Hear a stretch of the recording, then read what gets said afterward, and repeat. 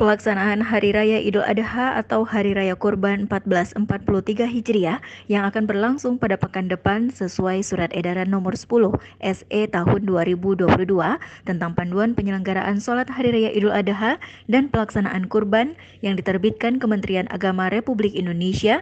Kantor Kementerian Agama Kabupaten Siak pun menghimbau akan melaksanakan sesuai surat edaran yang diterbitkan tersebut. Kepala Kantor Kementerian Agama Kabupaten Siak Erizon Effendi menyampaikan, dalam penyelenggaraan sholat Idul Adha dan takbir tetap mematuhi protokol kesehatan COVID-19. Jadi terkait untuk dalam rangka menyambut Hari Raya Kurban yang insya Allah tinggal beberapa minggu lagi akan datang. Nah, acuan kita atau panduan kita itu adalah berpedoman kepada SE Surat Edaran Menteri Agama Nomor 10 Tahun 2022, di mana memang segala ketentuan sudah diatur oleh Menteri Agama, mulai dari pelaksanaan sholat Id, kemudian pemotongan hewan korban, dan juga untuk takbiran, dan juga tentang bagaimana pelaksanaan pemotongan hewan korban dan hewan korban itu sendiri.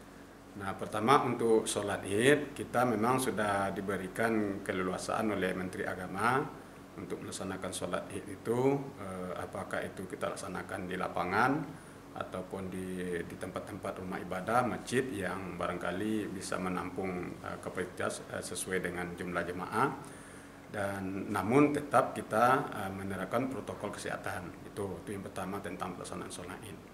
Sementara dalam penyelenggaraan penyembelihan hewan kurban yang dilaksanakan pada 10 hingga 13 Zulhijjah 1443 Hijriah, diharapkan hewan dalam keadaan sehat dan sesuai ketentuan syariat kesehatan. Sementara untuk pelaksanaan pemotongan hewan korban, pertama untuk pembelian binatang ternak itu sendiri, memang kita sudah diatur karena memang saat ini ada beberapa wabah informasi yang kita dengar terkait dengan hewan korban tersebut, yaitu sapi.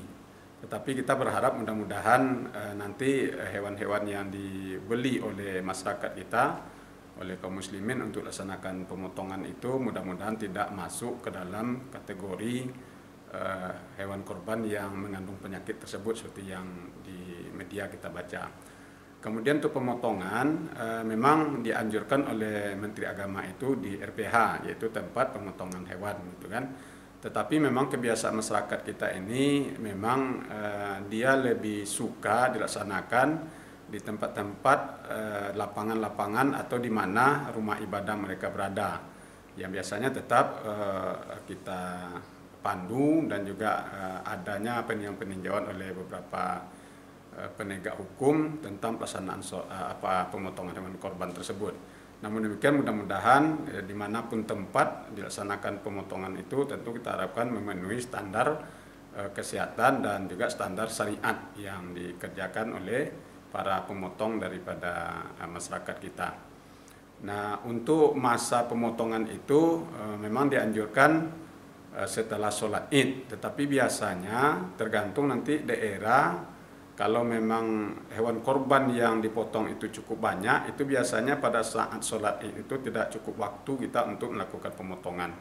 Dan biasanya itu akan dilakukan pada hari kedua atau hari ketiga dari Idul Adha tersebut. Tapi rata-rata itu memang pada tanggal 11 ataupun tanggal 12 Zulhijjah.